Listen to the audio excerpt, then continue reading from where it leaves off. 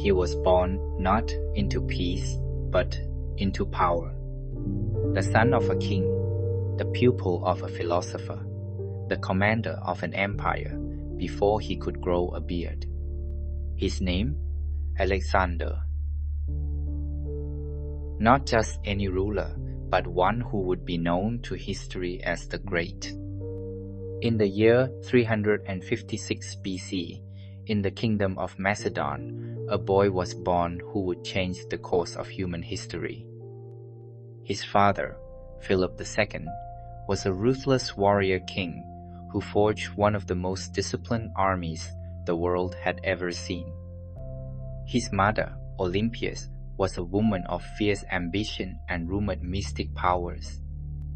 And young Alexander, brilliant, fearless, and driven, grew up surrounded by both privilege and danger.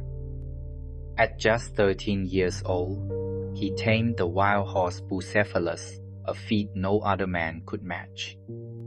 By 16, he led his first military campaign.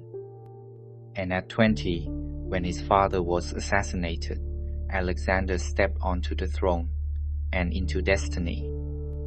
But how did a single man from a relatively small kingdom conquer the greatest empire the world had ever known? To understand that, we must begin at the beginning, before the battles, before the legends, before the myth. This is the story of Alexander the Great, and whether he truly deserves the title of the greatest general in history.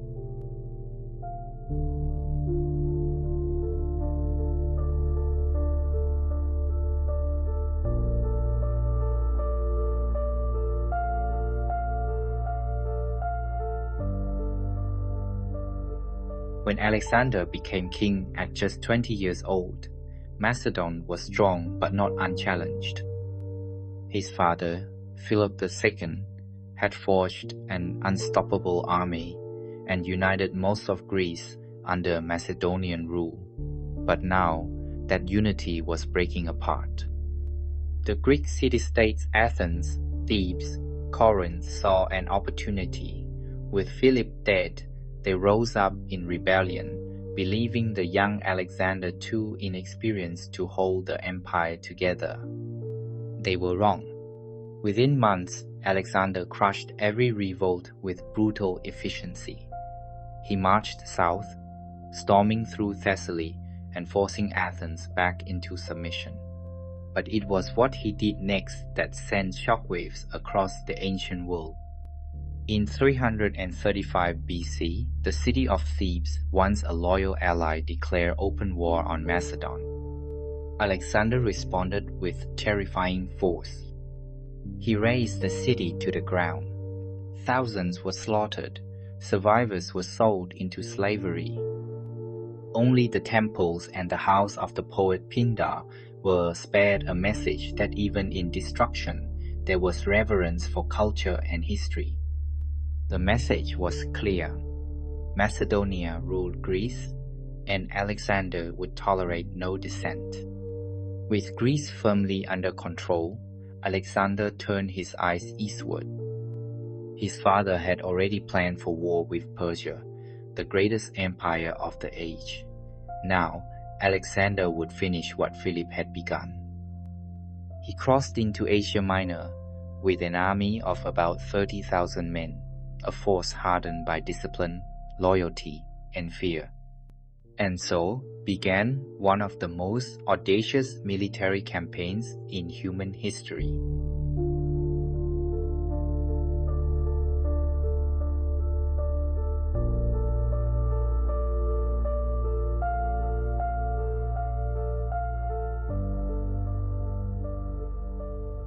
In 334 BC, Alexander crossed the Hellespont, the narrow strait that separated Europe from Asia. With him came an army forged in discipline and fire, Macedonian phalanxes, elite cavalry, and soldiers who believed in their young commander more than any god. His first major test came at the Battle of the Granicus River. The Persian satraps, local rulers under King Darius III, met him on the far bank, confident they could stop this upstart king before he even reached Anatolia. But Alexander had one advantage no one expected. He launched a daring cavalry charge across the river, mounted Judah Foncian, and struck the Persians before they were ready. The battle was brutal. The riverbanks turned red with blood. But when the dust settled, Alexander stood victorious. City after city in Asia Minor opened its gates to him. Sardis, Lydia, Miletus, all surrendered without a fight. And then came Halicarnassus, the last stronghold of Persian resistance in the west. A brutal siege followed, and when the city finally fell, Alexander moved on, leaving behind only ruins and legends. But his greatest challenge was still ahead. In 333 BC, he would face the King of Kings himself, Darius III, at the Battle of Issus. This was not just a clash of armies, it was a clash of empires, and it would prove whether Alexander truly deserved the title the Great.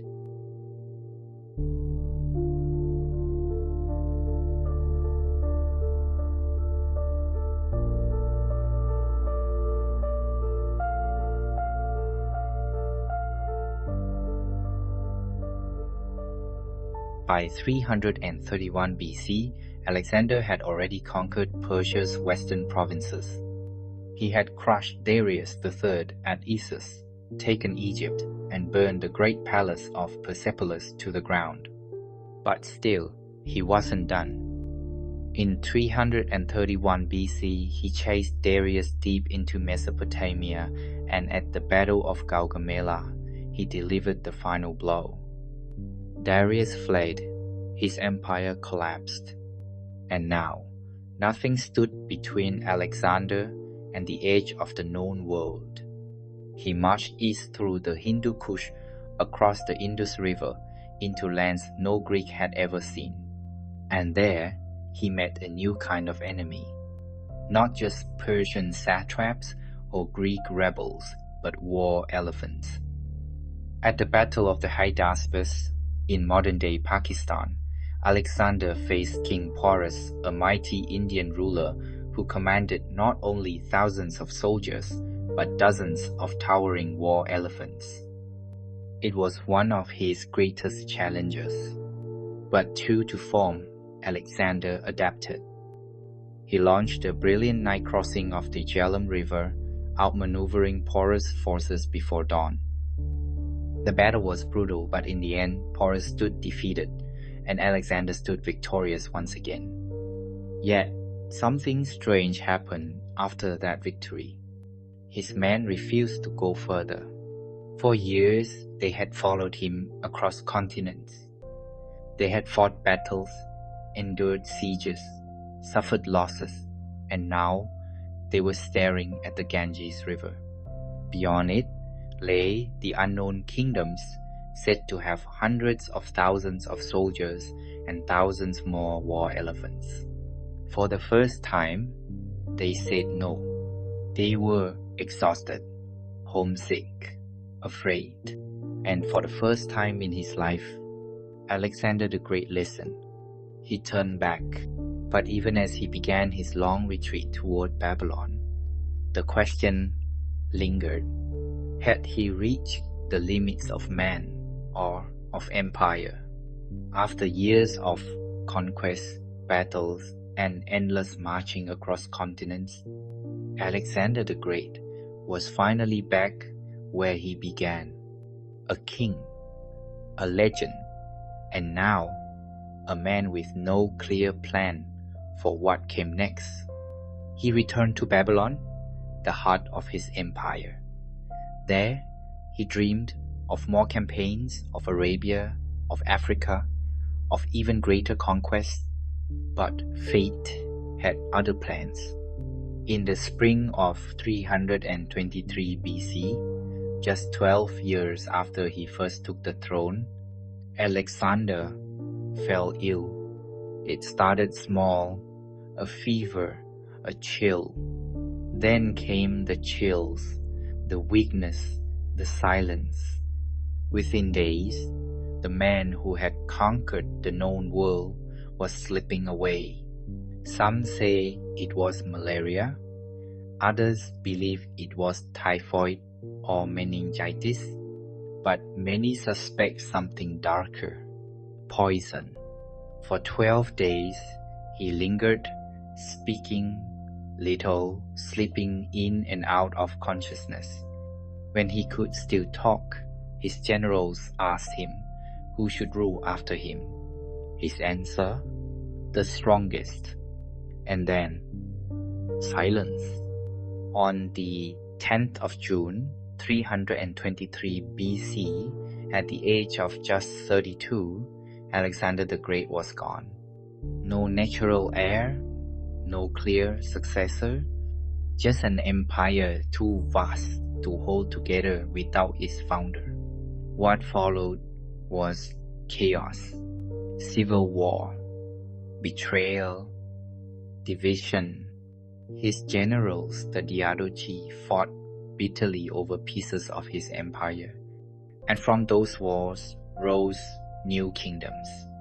The Ptolemaic kingdom in Egypt, the Seleucid Empire in Persia, the Antigonid dynasty in Macedon, but none would match the scale of Alexander's dream. His body was mummified and paraded across the empire, a symbol of power long after death. His tomb became a pilgrimage site for emperors and kings. And his legacy?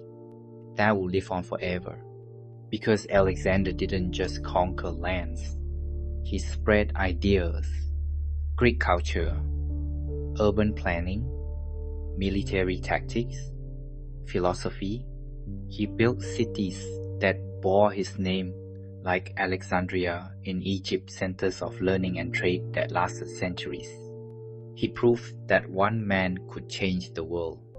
And yet, the question remains, was Alexander truly the greatest general in history, or was he simply a man who died before he could fail?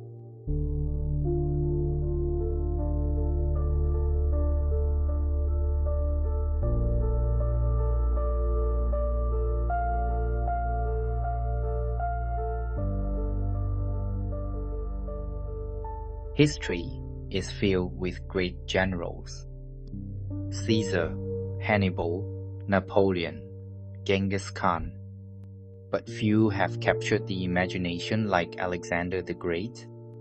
He was not just a warrior, he was a strategist, a diplomat, and above all, a dreamer. By the age of 30, he had conquered more land than any man before him. He built an empire stretching from Greece to India, a feat no other general has matched in such a short time. And yet, his story is also one of questions. Did he conquer lands or simply pass through them? Was he a unifier or a destroyer? Could he have ruled what he had won, or was his empire doomed from the start? Some say his greatness lies in his victories. Others say it lies in what came after the spread of Greek culture, the rise of new cities, the blending of East and West. But perhaps his true legacy is something even greater. The idea that one person can change the course of history, that ambition, intelligence, and sheer willpower can shape empires, that legends are not born by chance, but by choice. So, was Alexander the greatest general in history? That depends on how you define greatness. If greatness means boldness, then yes. If greatness means impact, then yes. If greatness means lasting influence, than absolutely, because thousands of years later, we still speak his name, Alexander the Great.